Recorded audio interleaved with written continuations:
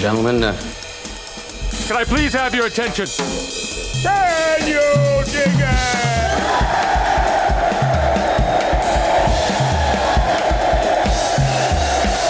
Greetings, dear listeners. This is Jonah Goldberg, host of the Remnant podcast, brought to you by the Dispatch and Dispatch Media. I don't know if Adam left it in the podcast or not from my conversation with Brother Starwolf, but we were going to have, I had mentioned that David French was going to sub for me today as host, but then he bailed at the last minute. I don't know why. I assume it's because they released a director's cut of Aquaman on Blu-ray and he wanted to be first in line to get it. But of course he's dead to me. It also might be that having really only experience hosting or guest hosting advisory opinions, he got nervous at the prospect of guest hosting an important podcast with a real audience, and he chickened out. What cold feet? That was the expression I was looking for. At the suggestion, bordering on passive aggressive insistence of Adam, we decided to do an AMA, and I'm just going to do it myself. So I apologize. Normally, we would like to give priority to Dispatch subscribers for these things, and we usually do AMAs in the skiff. But given the late hour that all of this broke yesterday, I put a call out on Twitter for questions. I explicitly said non-asinine questions. Some people had trouble with those directions or instructions, but most didn't. And a few Dispatch subscribers did email me when they saw it. And so I will give them, at least some of them, a priority. So from Dispatch subscriber Adam, not Adam, he asks, "Hello, my question is sort of out there, so I want to preface it by saying I'm a paid Dispatch subscriber and took a graduate course with Paul Bloom, so please don't think I'm trolling. During your conversation with Paul Bloom," for those of you who don't remember, Paul Bloom is one of my favorite psychologists. I guess this is the right word for it. Professor of psychology, formerly at Yale, now somewhere up in Canada. Anyway, he says, "During your conversation with Paul Bloom, you sounded interested in the Sapir-Whorf hypothesis, the idea that people's language affects how they perceive the world." And I am, in fact, interested in that. I am also interested in the fact that so far, there's not, at least according to Bloom, who I have no reason to dispute, there's not actually an enormous amount of evidence to support it. I'm still weirdly sympathetic to it, but my guess is that the impact or the power of it is, it's got to be pretty marginal and pretty subtle. Otherwise, there would be more empirical evidence for it. But anyway, the basic idea is that language shapes your reality. Remember there was that great sci-fi movie where the aliens come and they teach the female linguist chick their language, and that all of a sudden, by the end of it, that rewires her brain so that she can see the future. The name will come to me and I will blurt it out Tourette's-like later. Anyway, he says, "During your conversation with Paul Bloom, you sounded interested in the Sapir-Whorf hypothesis, the idea that people's language affects how they perceive the world. So here's the question. Do you find yourself using more scatological expressions, for example, fecal festival, when you're having an episode of diverticulitis or related internal discomfort? This would be interesting because it might represent an inverse Sapir-Whorf, where the state of your body changes the words you use to express yourself. That question may be too personal or too insane for a podcast AMA. Never mind the first question, but I figured I'd take your call on questions as an opportunity to ask. Thank you for the many years of writing and podcasts and for bringing the remnant way of thinking to CNN." Well, Adam, I wish I had read that last bit about it may be too personal or too insane for a podcast. No, I don't. I do find that the state of my body, personal discomfort, pain, gastrointestinal distress, that kind of thing may cause me to curse more, but that's usually, if I'm feeling bad, I may be more short-tempered and that kind of thing, but I don't think it gets any more profound than that. Okay. Question from James. Here are some of his questions. He says, 3 things you did well when you started the Dispatch and 3 things you would have done differently. What is the opinion you've mellowed on the most with age? e.g., you still hold the same opinion, just not as strongly? 3, would you say that you were shaped by your TV producer background far beyond the time you spent as one? 4, what one thing you really enjoyed in your youth you gave up in old age, or one thing you didn't do in your youth you do now? Okay, those are a lot of questions. I'm not sure I'll get to all of them. In terms of things we did well when we started the Dispatch, a few things come to mind. I think we were smart to edit to front load with editorial policy and the editorial mission and building on the journalism side before we got clever with on the business side. What I mean by that is, like, to sort of explain, is like one of the things we did, as some of you may recall, is we launched on Substack. And I believe we were the most successful thing on Substack for the entire time we were there. Certainly we were among the most successful. Part of the advice in our conversations with the Substack guys was everything gets easier when you have more subscribers. Build audience first, and then you can do the business stuff later. And we sort of went into it with that in mind. And I think we generally did that well, as we nailed down the mission in a way that I think was smart and good, and also was much closer to mine and Steve's actual competency. You know, neither of us were particularly business people when we started this, and I'm still not a business guy. I'm business adjacent, you know, and modestly interested in the business side, but it's not my core strength. And so hiring good people, building out the vision, building out the mission, and attracting readers who get what we're trying to do first was smart. And I think we generally did that well by hiring good people and all that.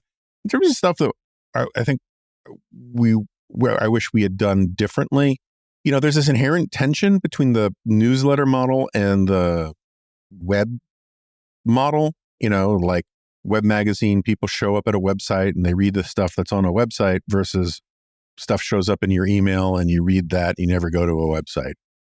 And I think we could have thought harder and longer and better about some of that, you know, and there's always going to be a tension there, you know, and one of the reasons why we have a website is, first of all, there are some people who just prefer to read on the website rather than through email, but more broadly, it's the top of the funnel. That's the Walmart greeter. That is the place where we get new subscribers, right? You know, Google search drives traffic. And while we don't care about traffic in terms of like generating eyeballs for clickbait and all that kind of stuff, we do care about traffic insofar as we want new subscribers. And how do you find new subscribers? Well, the most important way is through word of mouth of our existing subscribers.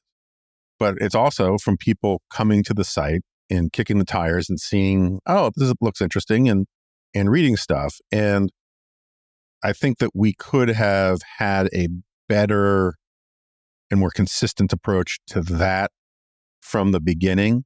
And I still think, like, you know, turning the homepage or the website into more of a must-read op-ed page makes a lot of sense. But and we've discovered more and more how to do that, and that's why we're doing a lot more of that kind of stuff.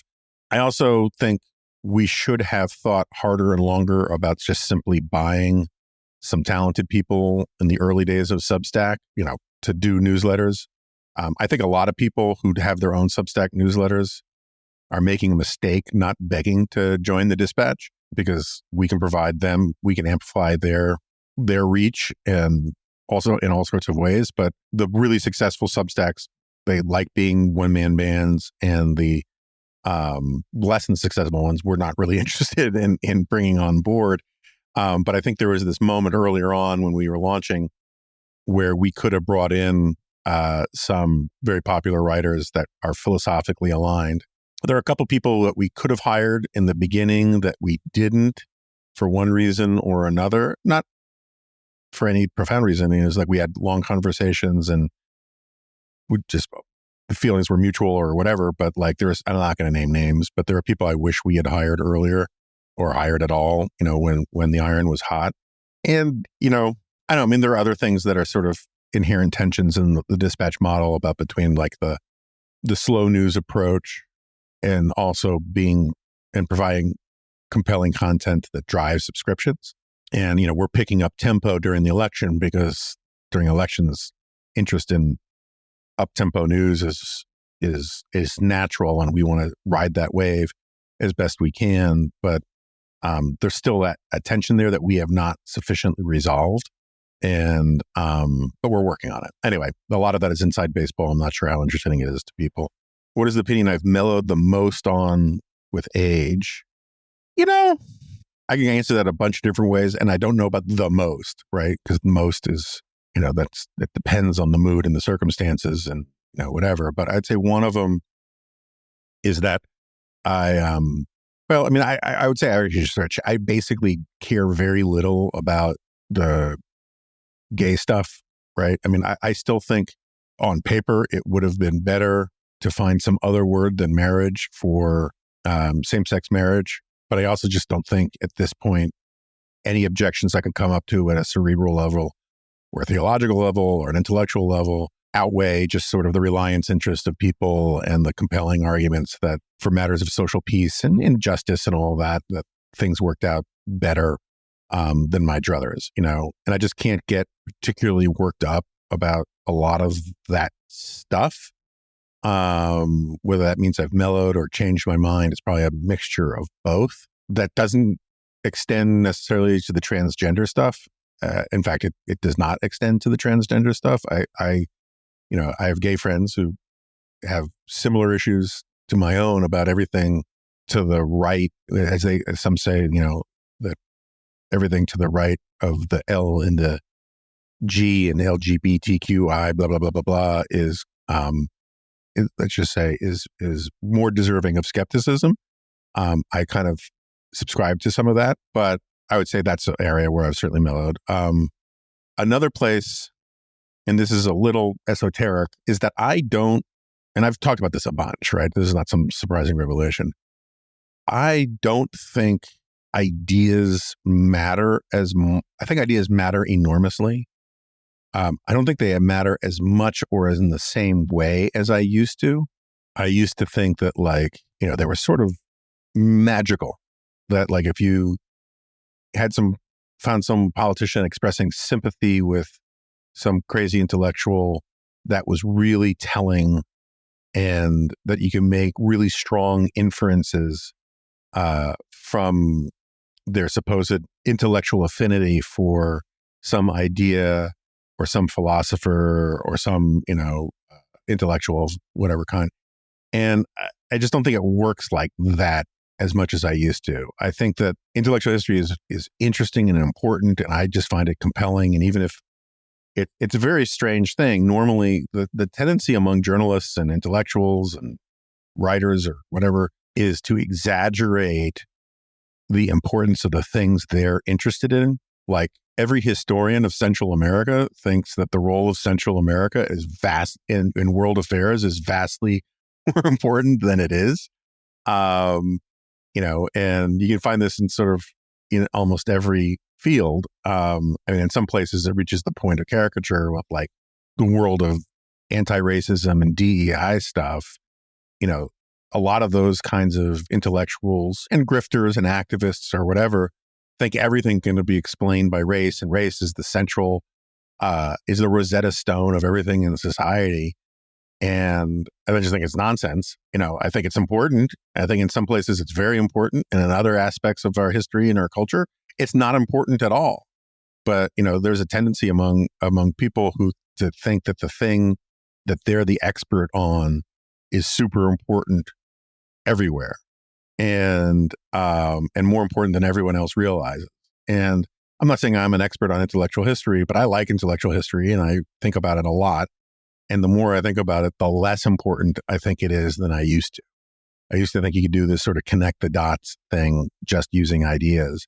And I think, material forces, special interests, geography. You can go down a long list of things. There are other factors at play that play important roles in how people and events unfold. And you can't, maybe it's because I read a lot more history these days than just intellectual history.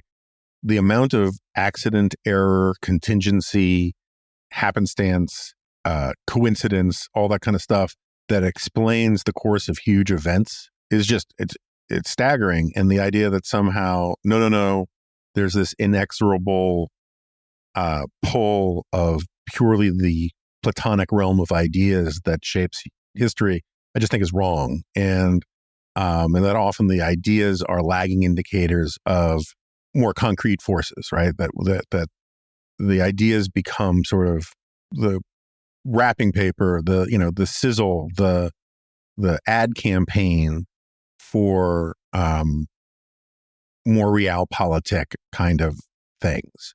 And I think the left is very good about seeing this in the right, and I think the right is very good about seeing this in the left, and both left and right are very bad about seeing it in themselves. So, like, there's a great tradition on the left of explaining how all highfalutin ideas on the right are actually driven by the profit motive, or less persuasively by racism. And they can find cynical motivations, more baser motivations than high-minded ideals in their on the right. But they are utterly blind to the idea. And again, I think they exaggerate it, but they're good at looking for it. And similarly, I think that the left is just utterly blind to when those motivations drive their own side, and vice versa. Anyway, probably more than you needed to know. Yes, being a television producer shaped me in all sorts of ways, far longer than when I was working there. The biggest ways have less to do with being a television producer. I did demystify television, which I think is a useful thing. But the biggest ways it impacted me was, one, some of my closest friends to this day were people I worked with back then. The guy who was the best man at my wedding. So Scott McLucas was the guy who was the best man at my wedding. Nick Schultz was the guy who worked for me and with me. Doug Anderson, who started as my intern my first intern at AEI, and then we hired him on to be a TV producer.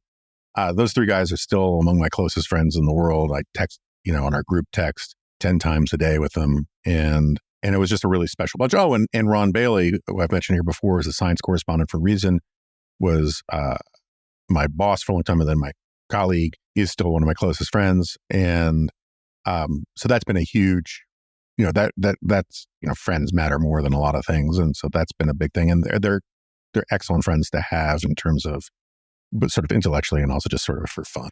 And then the other thing that was really lasting was the company I worked for, this company no longer exists, called New River Media, was a startup in a similar space to where the Dispatch is. And so I was really interested in the business side of things back when the thing was starting up. Didn't know anything, but I was interested and liked to have long conversations to understand everything. And some of that stuff really has come flooding back and has been pretty relevant in launching the Dispatch. So that was pretty useful and long lasting. And then third, I would say, is just, and I talk about this a lot when I give sort of career advice to young people, it was really, really useful for me to discover I didn't want to be a television producer.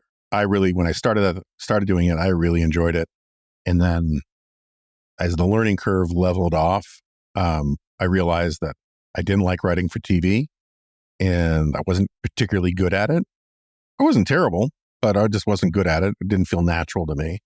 And that's really the thing that made me realize I wanted to be a writer, was realizing how little I enjoyed being a television producer. And the lesson I often try to impart to young people about this is that there's really no such thing as wasted time if you're doing something interesting and educational, right? And I don't mean educational in terms of just resume burnishing, meritocracy stuff. I mean, like character forming, life experience granting, that kind of stuff. And that those experiences will come in handy down the road in ways that you don't really understand. But also, it's just useful to sort of, you don't know what you really want until you try some things and discover that you don't want them. And that experience was really, really great for me for that. It's like, if I if I had left for whatever reason, being a television producer 2 years earlier than I did, I might have spent the rest of my life thinking, gosh, I got to go back to that. I had so much fun because I was having a lot of fun at the beginning. But I left when it was a good time to leave. And I have never had any desire to go back to doing it. But the skills I acquired, like in terms of understanding production, understanding storytelling, understanding that kind of thing, are useful in all sorts of ways going forward. Enough of all that. Hi, this is Kevin Williamson. I'm the national correspondent for the Dispatch and author of the Wonderland newsletter. We cover a little bit of politics in Wonderland, but mainly we try to get beyond the candidate and horse race stuff into the issues that we think we'll still be talking about after this election and after the next one. I believe that politics is supposed to serve the well-lived life, not the other way around. We do a little bit of language, a little bit of current affairs, a little bit of culture. It's a chance also for me to interact with readers whose questions, suggestions, and shared insights make up a big part of our package every week. So check it out. I think you'll enjoy it. For a limited time, you can get an extra 10% off if you use the promo code Furthermore10. That is Furthermore10 for an extra 10% off. And if you're already a Dispatch member, make sure you go to thedispatch.com, click on newsletters, and see to it that you're signed up for Wonderland so you get it in your email box every week.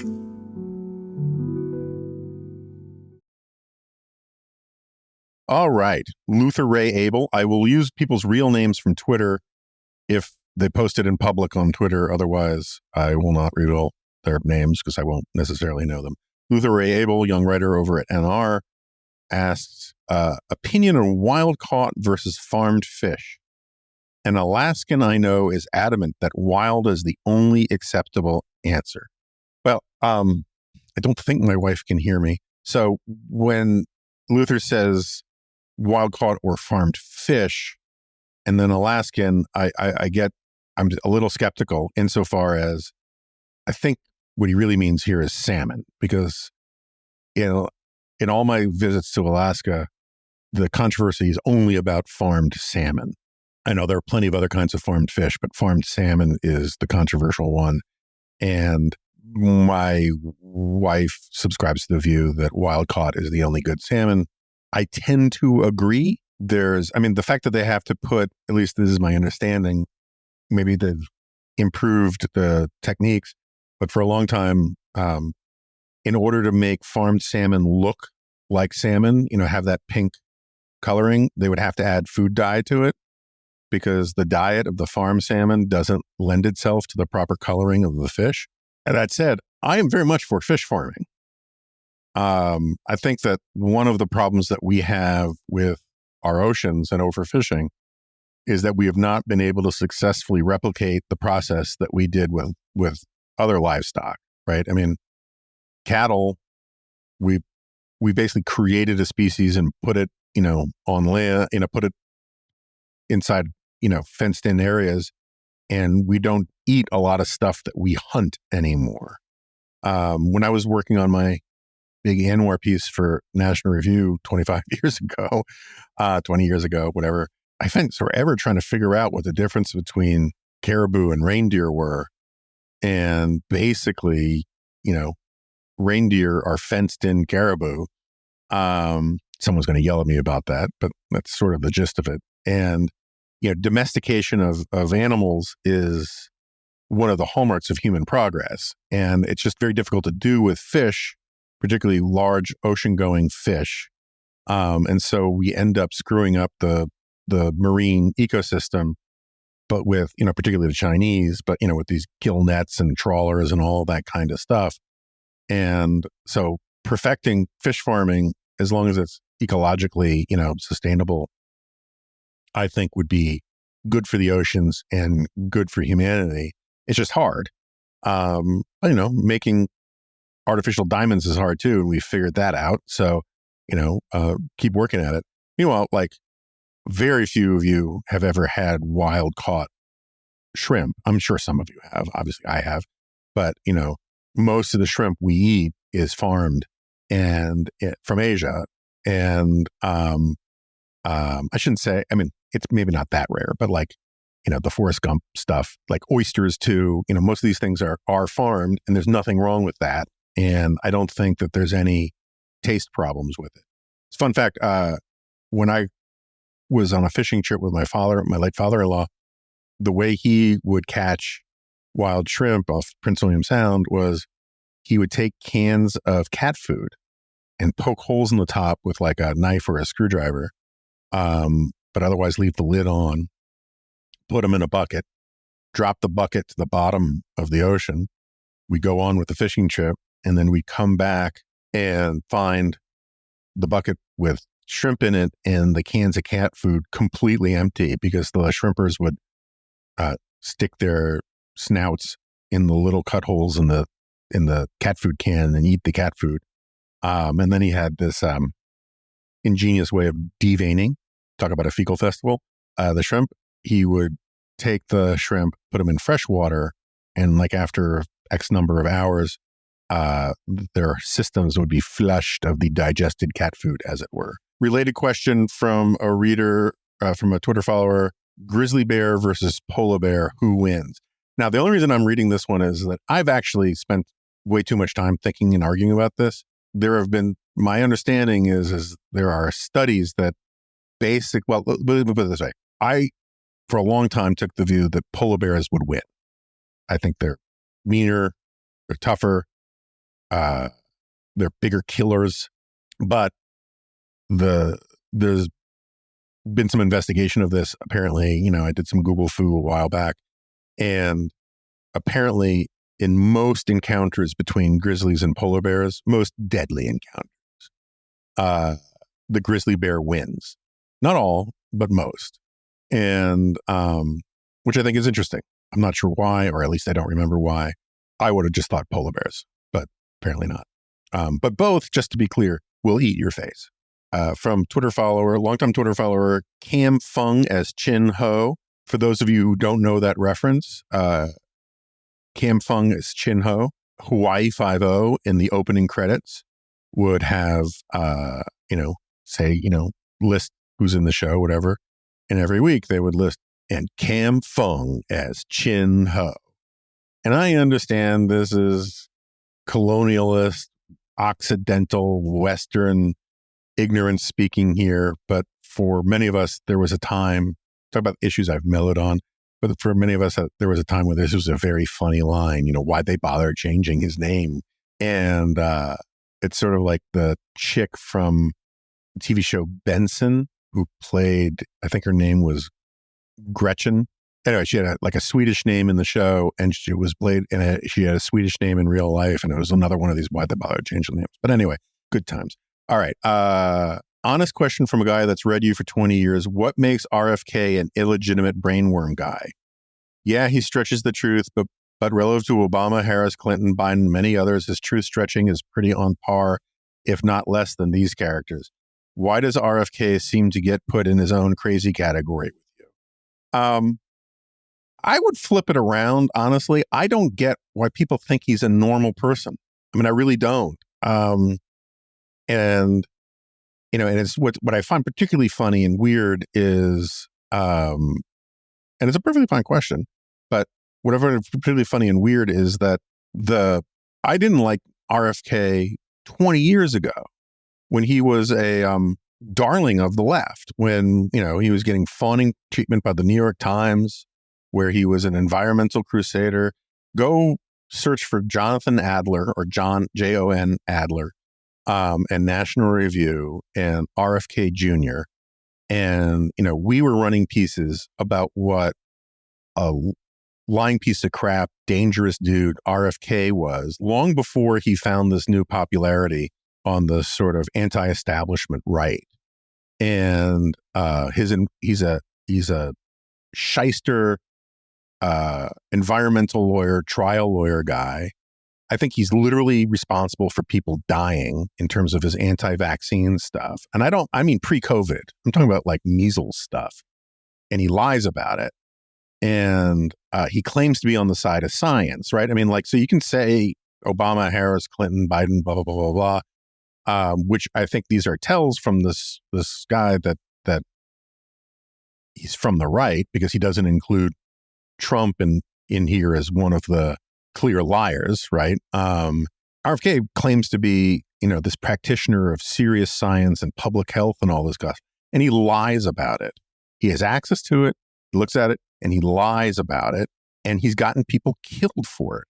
And simply because he is now sort of, red-pilled and on the right about all this stuff, and because a lot of people on the right have become radicalized because of their anti-vax stuff from COVID, I haven't. And so my opinions about him, I dislike him more now than I did 20 years ago, but I've always disliked him. And I've always thought he was full of it. And I don't get why all of a sudden he deserves any of this strange new respect. I think his economics are stupid and left-wing. I don't understand why any right-winger would think he is one of us, or or the right-wingers that think he's one of us don't think I'm one of them. So whatever. I don't understand why anyone who claims to be sort of anything like a traditional conservative would think he's on their team. And I just think he's just like super weird. And I think his instinct is to make stuff up about serious things and sound like he's privy to some sort of secret knowledge that he just makes up. And so like his freelancing about how COVID was artificially engineered to spare Ashkenazi Jews, that alone, he's tried to walk it back and say he was quoted out of context. He was quoted like in full context. They have tape of it. And I understand that he wouldn't necessarily say that in public, but he was saying that to impress a bunch of people and sound like he knows something other people don't. Screw you. That's friggin' dangerous anti-Semitism stuff that he's spreading around. It's also dangerous anti-vax conspiracy stuff, which is crazy. And it confirms, a dozen other things I could come up with about why he should be shunned and marginalized. The fact that he endorsed Trump makes me dislike Trump more, which, might be shocking to some people. Howard Hall asks, this is hopefully not asinine. We seem to be in a race to the bottom in candidates for public office. I'll let you opine on when it started. What's your view of the causes, whether cultural or structural impacts? And is there a path or apathy to, I get it, the wordplay. Is there a path or apathy to return to statesmanship? That's a big question. I've got a lot of different ways with it. Let me think for a second. So I think part of my answer, and again, this is going to be partial, and I reserve the right to revise and extend my remarks, is that, and it's not an asinine question. As I said I asked on Twitter for non-asinine questions, and most of the questions, and I should say most, it's not true, but like one of the first questions that came in response is, why did you stop being a conservative, and are you ever going to be one again? And I can get to that in a second, but and there were a lot of plays on that, and I get asked that all the time, and I consider it an asinine question, an asinine premise, for reasons I'll get to. But now I am just trying to delay so I can think about Howard's question. All right, so race to the bottom for candidates for public office. I agree. There was a very sad piece, column, I think it was David Ignatius, in the Post the other day about how Mike Gallagher was chased out of politics. I think Mike Gallagher is one of those had potential to be one of a great public servant and politician. And maybe he'll get back into politics one day. People like Mitt Romney and Ben Sass, and I'm not buying a lot of the anti-Sass stuff from University of Florida's college newspaper and whatnot, but we can talk about that another time. I agree that quality people are just feeling like it's not worth it. I highly recommend people go back and listen to the recent advisory opinions with Yuval Levin about one way to fix it, which is just make Congress work again. Because when the incentives for Congress in particular are such that doing good work and hard work and legislating is not incentivized, is not rewarded, while being a jabbering, bandersnatch, Yahoo schmuck is highly incentivized and rewarded, you get more schmucks and fewer statesmen. And so, like, in terms of the just cold, hard political science, I think the fact that Congress is so broken and dysfunctional and rewards bad behavior is one of the main reasons why you get so few statesmen, is that the institution. And when I say statesman, I'm not talking like Dean Acheson, and George Marshall or whatever. I'm just talking about like good civic-minded legislators who want to do the work. We want to be workhorses, not show horses. And the institution just doesn't reward that. And there are a gazillion reasons for it, which you've heard from me. But go listen to the Yuval episode of AO. Towards the second half, they get into this, and Yuval's been on here to talk about it. I've written a lot about it, but anyway, that's just the low-hanging fruit response. A broader one, and this sort of gets at the point I was making earlier about ideas. Technology drives cultural change more than ideas do. And the ideas that we see emerge in certain eras are the result of changes in technology rather than the drivers of changes in technology. And I think we are living in a moment where the breakdown in institutions it's an overdetermined phenomenon. There are lots of reasons for it, but a strong driver of it are technological changes. One of the reasons why institutions exist is to do things, is to solve problems, and usually through, cooperative, collective work. And when you don't need a lot of other people to get the things that you want in your life, or the things that you think you want, because you can just get them through your phone or your laptop or your iPad, you stop working cooperatively with others. And I think that one of the things that you get from that historically is when you have less productive means of working cooperatively with others, you start to hunger for uncooperative ways of cooperating with others. And that can lead to very distorted politics, including things like fascism and communism and socialism and nationalism and yada, yada, yada. But I also think that the technologically driven changes in culture have a lot to do with mass communication. And this is not a media bias argument. I'm so freaking tired of talking about media bias, which is real. Yeah, don't get me wrong. But look, every major change in mass communication has yielded a populist moment. The most obvious and famous and sort of iconic one was the printing press, which in the West basically made the Protestant Reformation possible. The explosion of pamphlets all over the place, the ability for people to read their own Bible rather than rely on a priest. That fueled, now that's a good example of something where an idea, you could argue, an idea comes first and then the technology amplifies it rather than the technology coming first and the idea amplifying it. Because that was idea driven in the sense that I think that there were rebels against, whether you want to call it too much legalistic orthodoxy or too much corruption or whatever, there were dissenters and rebels against the monopoly of the Catholic Church for a long time. And, Jan Hus comes to mind, right? But the church, prior to Martin Luther, was capable of shutting that noise down, right? Of clamping down, burning the heretics, throwing the heretics in jail, whatever, crushing allegedly heretical, whatever, sects, cults, whatever. We don't have to get into some of the stuff about the Cathars. But anyway, and then technology made it impossible to do that, right? And so Martin Luther was not the first rebel against allegedly oppressive orthodoxy of the church, or first rebel against corruption of the church. He was the first one for whom technology and other circumstances made it possible for the rebellion to succeed.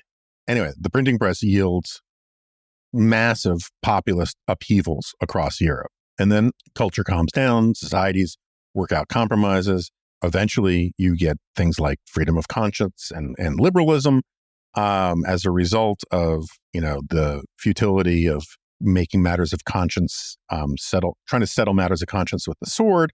And not long thereafter, you get the miracle, as I describe it in my book, Suicide of the West. But there were other examples of technology-driven populism. 1930s in Europe and America, the upheaval of social life fueled by radio is one of these things that, there's some good historians on this, but it just never really sort of makes it into our understanding of those periods, right? We all want to talk about how Hitler, Mussolini, or FDR did this or that or the other thing and had to deal with these things and yada, yada, yada.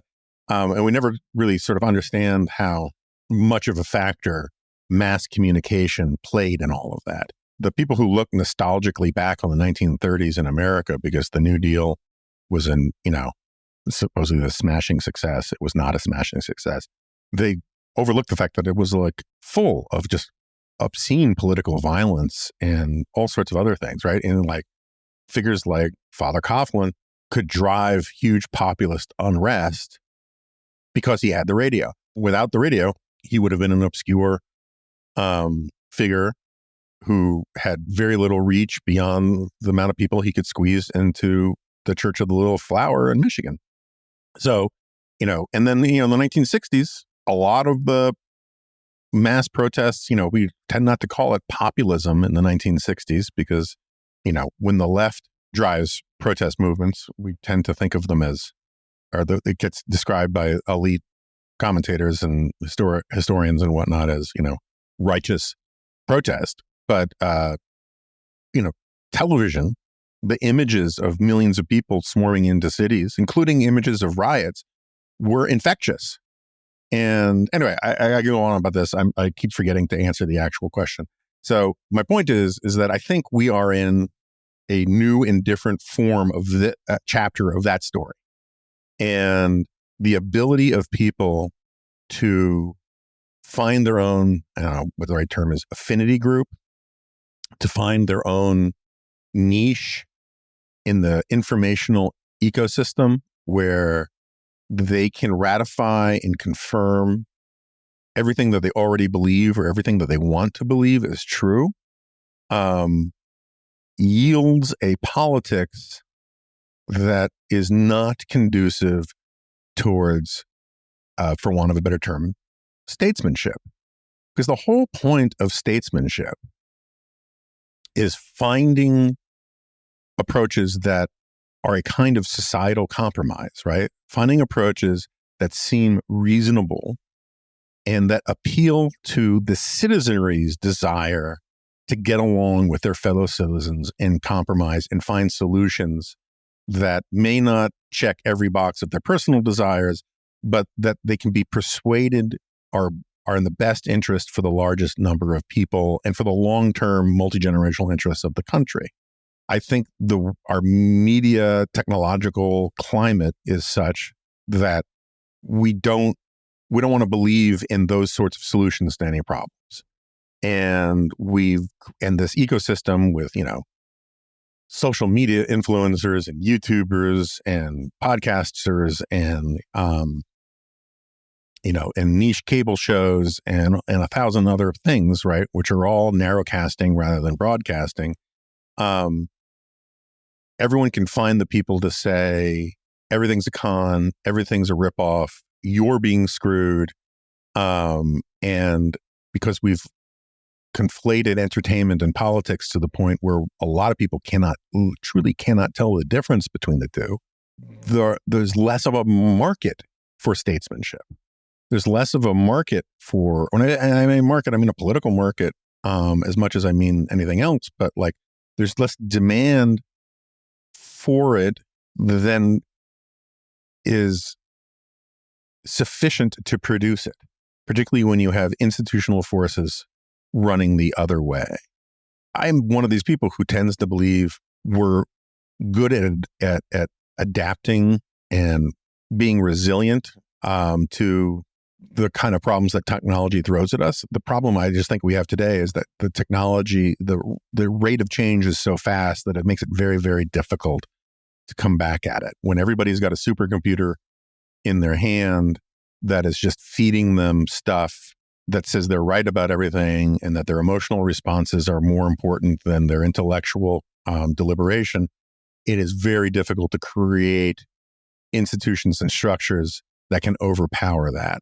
And it's going to take some time, and we're going to make some mistakes in the process. That's the long-winded and meandering partial response. I know I can do better.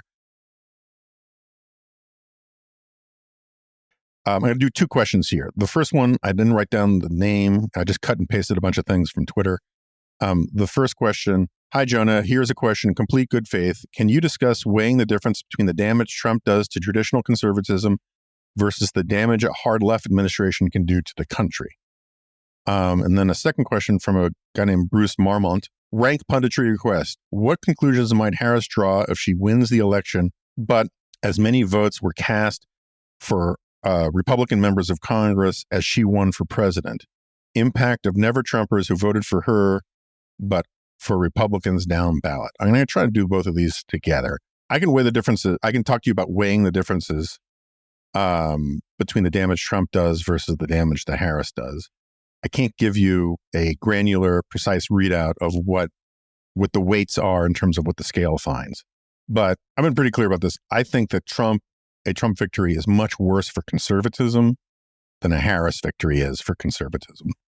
I would also argue that long-term, I think a Trump victory is worse for the country than a Harris victory, which is not to say that a Harris victory will be great for the country. I truly don't believe it will. I don't rule out the possibility that she could have a successful presidency on terms that I would find agreeable. I just think it's very, very unlikely. I think it is just axiomatically true that Trump doesn't care very much about conservatism. There's nothing conservative about him. There's some reactionary things about him. There's some right-wing things about him, but he is not a contemplative, serious conservative in any way, shape, or form by my reckoning. And I don't understand really why people think otherwise. And the amount of sort of contortions that people come up with to sort of make the case about how he really is a serious conservative, I just find bizarre. But at the very least, even if you disagree with that and you think he is a committed conservative, I think most reasonable people who even believe that will agree that if push comes to shove between psychological self-interest, his political self-interest, desire for personal celebration and glory and self-aggrandizement, or however you want to put it, that if those things are in conflict with the interests of conservatism, he will put the interests of conservatism and of the country second. And you only have to look at how he's handled the issue of abortion of late to see that that's obviously true. There are a lot of people who beclown themselves, who took his explanation of how he was a pro-lifer sincerely and seriously. And of course he's not and never was. And his willingness to sort of throw it overboard to get elected should not surprise anybody. And I think you can do this on a whole bunch of fronts, right? What he has done is redefine or go a long way towards redefining in the minds of a lot of people what it means to be a conservative.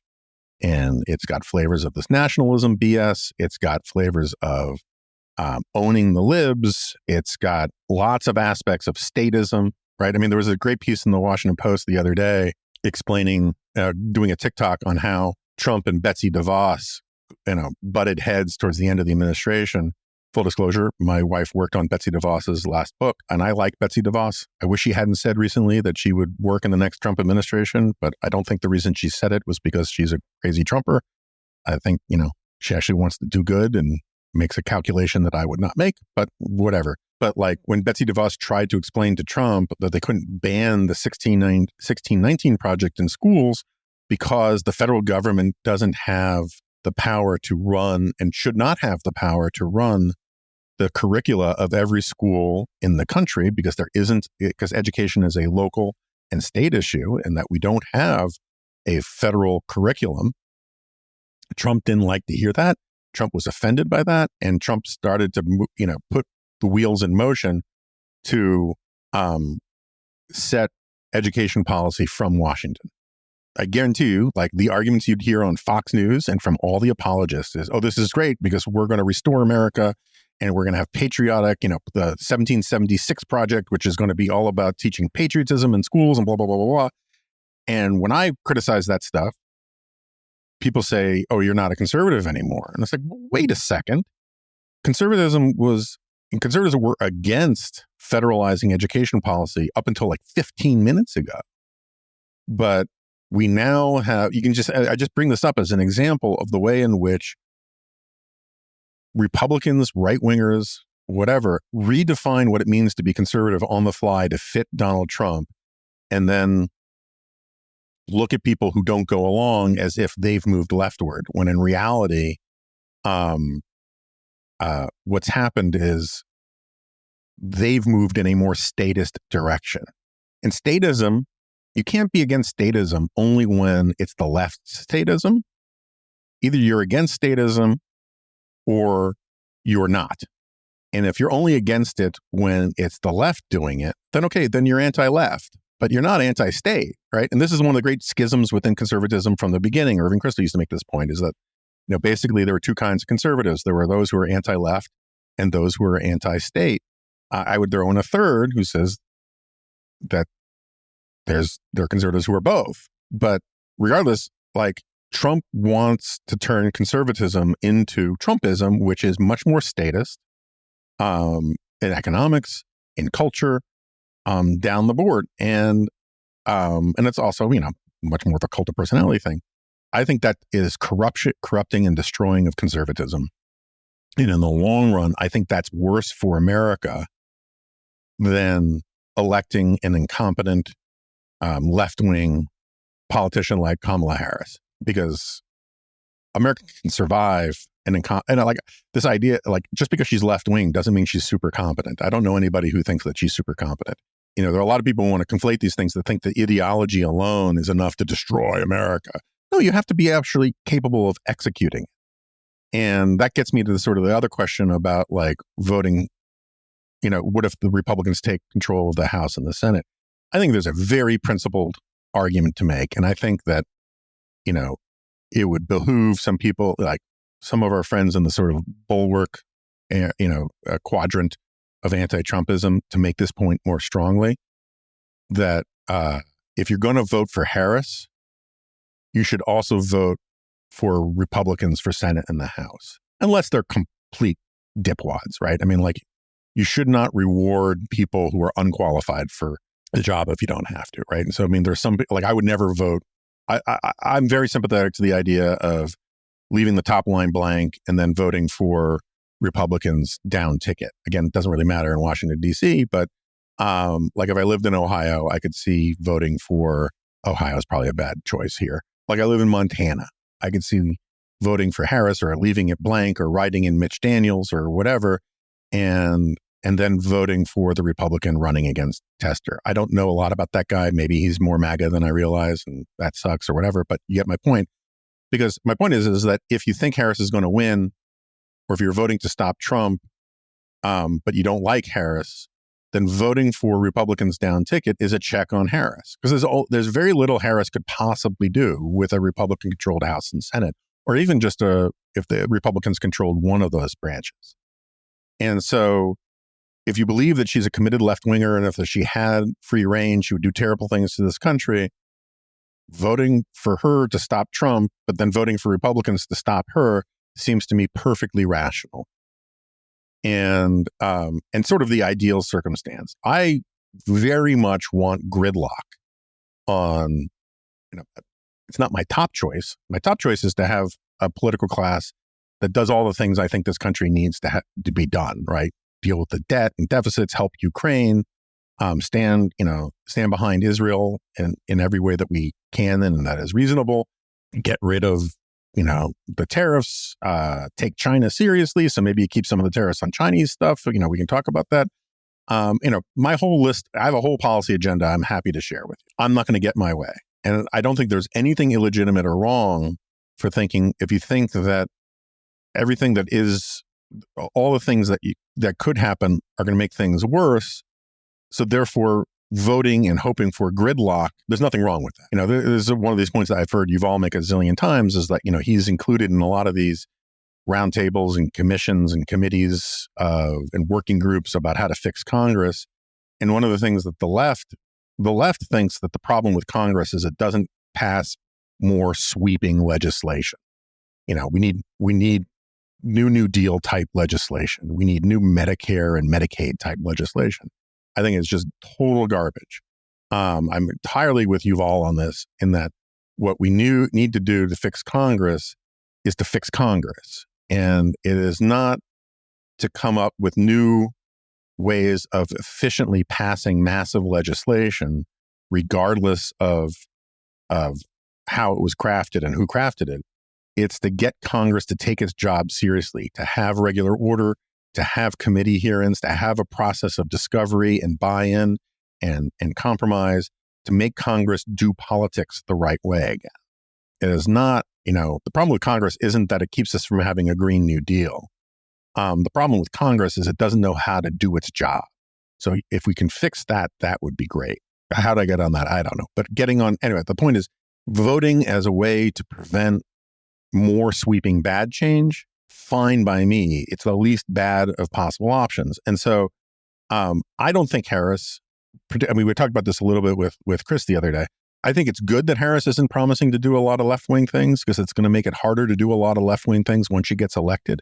Not because she doesn't have a mandate, because mandates are BS, but because she hasn't laid any arguments down. She hasn't made the case for anything. She can't go around saying people, hey, look, I campaigned on this. I've built up public support for this, or anything like that. It's going to be hard for her to have a transformative agenda to begin with. And voting for Republicans to keep her in line makes a lot of sense to me. And moreover, with Trump out of the picture and maybe going to jail, who knows? I think the muscle memory of the Republican Party goes back towards a more principled conservatism. If I were a committed pro-lifer who really only cared about the pro-life issue, again, I would think long and hard about doing everything I could to get Republicans elected in the House and Senate, and everything I could to prevent Donald Trump from being the next president of the United States. Because if he becomes the president of the United States, he makes it almost impossible for the Republican Party to be a pro-life party for a very long time. And similarly, I think he makes it very difficult for it to be a conservative party in the Reaganite sort of tradition, as long as he's president.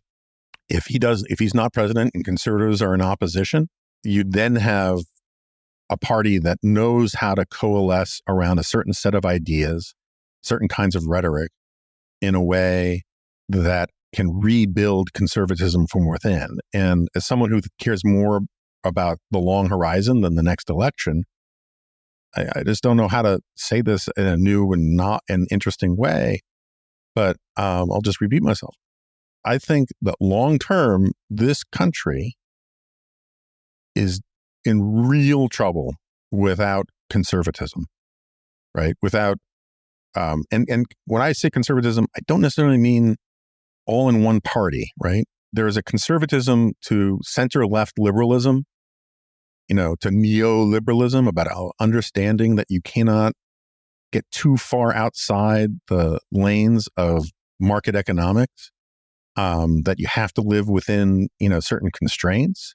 I wish that, that idea had more power and influence in the Democratic Party. I also wish that idea had more power and influence in the Republican Party. But regardless, you need obviously, I think you need a conservative party, but you also need a conservative movement. I don't know what the right word is. Our politics needs conservatism in it. Conservatism needs to be valued and listened to. It doesn't always have to be complied with, right? Sometimes the country can decide the conservative position is wrong, but the conservative position needs to be respected. And as of right now, the way that these arguments are expressed is you have one party that's the Liberal Party and one party that's the Conservative Party. I should say the Progressive Party and the Conservative Party, but whatever.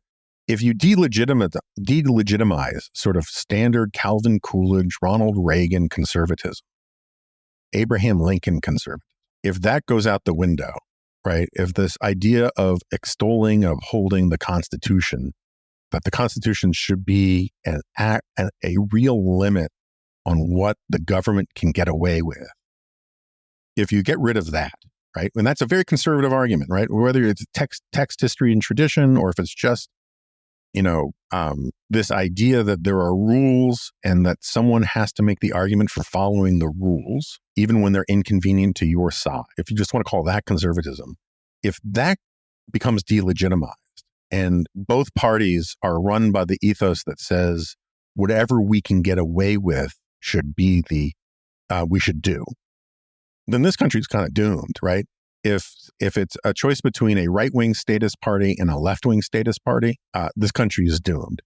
If, as I often say, the car only has 2 gas pedals and no brake pedal, this country is doomed over the long haul. And I don't mean doomed in like the apocalyptic Civil War BS that get constantly. I just mean like debt crisis, demosclerosis, losing wars, total, dysfunction of government, that long periods of decline are in store for us if that happens before we recover and figure out how to learn from our mistakes. And so doomed is probably the wrong term. It's a long-term process, right? And so I don't, the prospects for the Democratic Party or Republican Party in the short term are just not that interesting to me. I mean, they're interesting to me as a pundit, right? As an analyst of elections and yada. But like, in terms of where my passion is, it's about sustaining these arguments, right? The arguments I lay out in Suicide of the West, and really in all my books. And I think that a Trump election hurts that stuff more than a Harris election does. And so I think that's how I think about it. I think this country will recover and survive and eventually thrive regardless of who is elected, but it makes it a lot harder if it's Trump. So that's how I think about it, or at least that's some of how I think about it. Hold on one second. I think I got to exchange my dogs because Zoe wants to get out of this room and it sounds like Pippa wants to get in.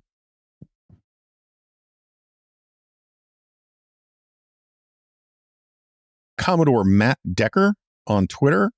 For those of you who don't know the reference, Commodore Matt Decker was a great cameo appearance, or actually, I don't know, a cameo, but he was in one episode of Star Trek, the Doomsday Machine episode, which I'm torn about this episode of Star Trek.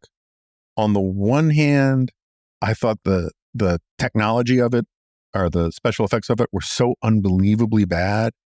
It was basically just a floating half turd in space that was sort of, cut in half. And then the inside was all sparkly and it ate planets and stuff.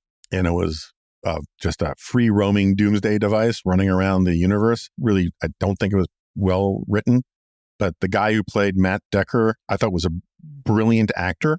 And his performance, what was his name? William Wyndham.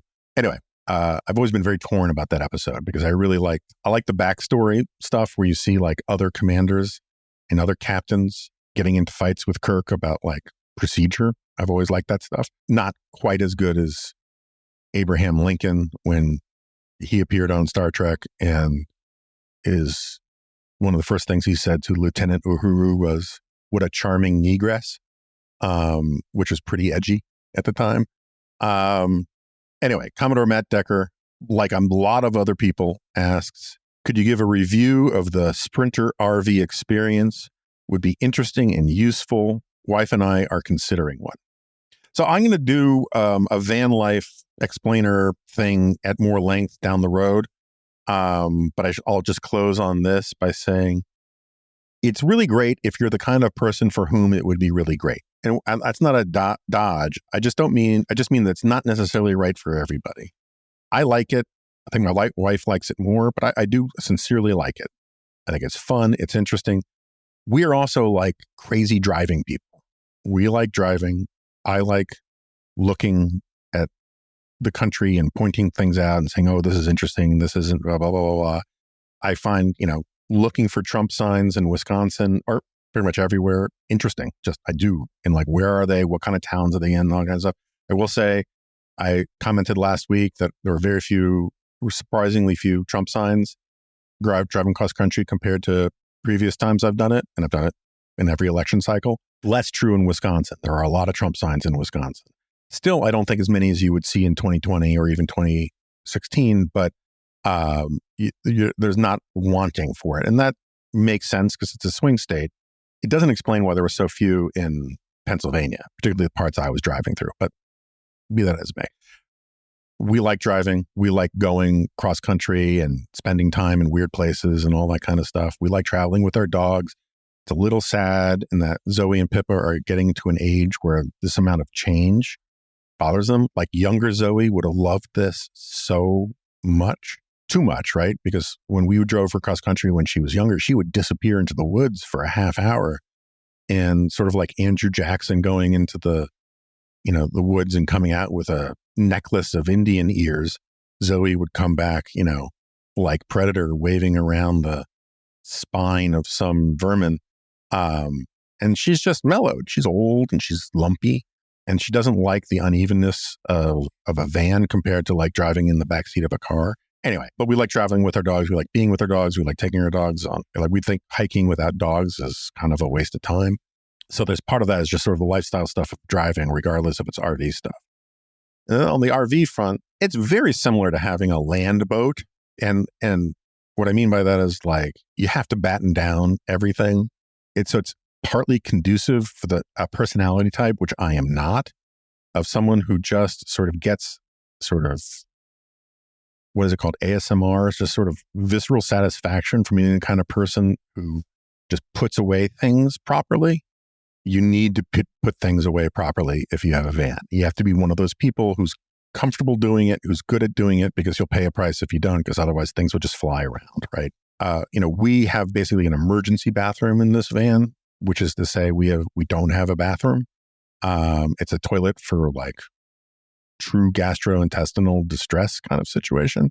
There are bigger, you can get one for a Sprinter, but it basically takes up most of the room inside of it other than the bed, and we just didn't want to do that. And so that limits some of the kind of camping you can do, or it puts constraints on the kind of camping you can do.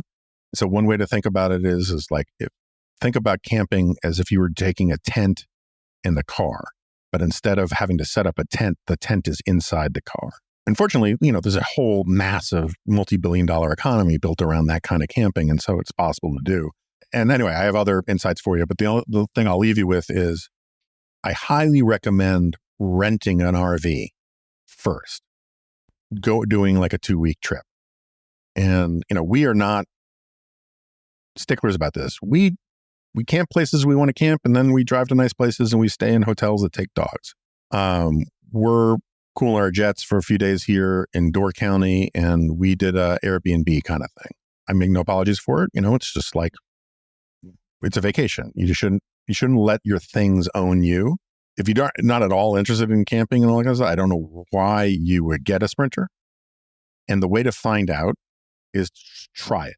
Rent one, drive one. I mean, the driving experience takes some getting used to. And if you come away from those 2 weeks thinking, this is great, I just wish it was one that we owned, then you should think about buying one. If you come away from that thinking, I liked it, but we can scratch this itch every now and then by just renting one, then it's a very expensive outlay. Maybe that's a better solution. But kick the tires on trying it out first before you make that kind of commitment. And then for some people, like some people in retirement who, like I told you the other day, we were in this RV camp with people in the space next to us, have basically been doing this for 3 years, with some downtime in Florida during winter. Like, I don't necessarily recommend a Sprinter for that. You want a more tricked out rig with a real bathroom and all that kind of stuff. We just didn't want to be dealing with, gray water and all that kind of thing, and pumps and bilges and broken toilets and all that.